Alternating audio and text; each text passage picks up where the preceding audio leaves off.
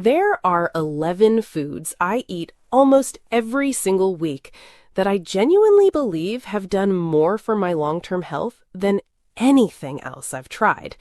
And before we get into them, I want to say something that most health content won't tell you. Longevity isn't complicated. It's not a supplement stack. It's not an exotic berry from a rainforest. It's boring, single ingredient foods you'd walk straight past in any supermarket. I've watched the end result of decades of poor dietary choices play out in real time. Heart attacks, strokes, type 2 diabetes, preventable, almost all of it. And the common thread is almost always the same: years of eating the wrong things consistently. So, what I want to do today is share the 11 foods that I personally eat every week, why I eat them, and what they're actually doing inside your body. And stay until the end, because I'll also tell you about one everyday food that quietly makes up a huge part of most people's diets, and it's doing far more damage than anyone realizes. Before we get into this, drop a comment right now and tell me your age and where in the world you're watching from. I'm genuinely curious whether the people watching this are in their 30s trying to get ahead of things, or their 50s and 60s trying to course correct. Either way, there's no wrong answer, but I read every single comment and I'd love to know who's actually here. Number 11, water. I know. Stay with me. Before we get to dark chocolate and eggs, I have to start here because most people reading this are walking around in a state of chronic, mild dehydration and don't know it. Your thirst mechanism isn't reliable. By the time you feel thirsty, you're already dehydrated, and that lag gets worse as you age. In A&E, one of the most routine tests we run is GFR, glomerular filtration rate, a measure of how well your kidneys are filtering your blood. It's genuinely surprising how many people over 40 have a GFR lower than it should be for their age. Some of that is normal aging, but a significant portion is preventable. Chronic dehydration forces your kidneys to work harder over years and decades. That strain leads to gradual decline, and once kidney function is lost, you don't get it back. The habit I use is simple. Every time I walk into my kitchen, I drink a glass of water, thirsty or not. It takes 5 seconds, and it's one of the most protective things I do for my long-term health. Boring? Absolutely. Effective over decades? Without question. Number 10, dark chocolate. 70% cocoa or higher. This isn't a treat, it's a vascular intervention. Cocoa is one of the richest sources of polyphenols you'll find in any food, specifically flavonoids.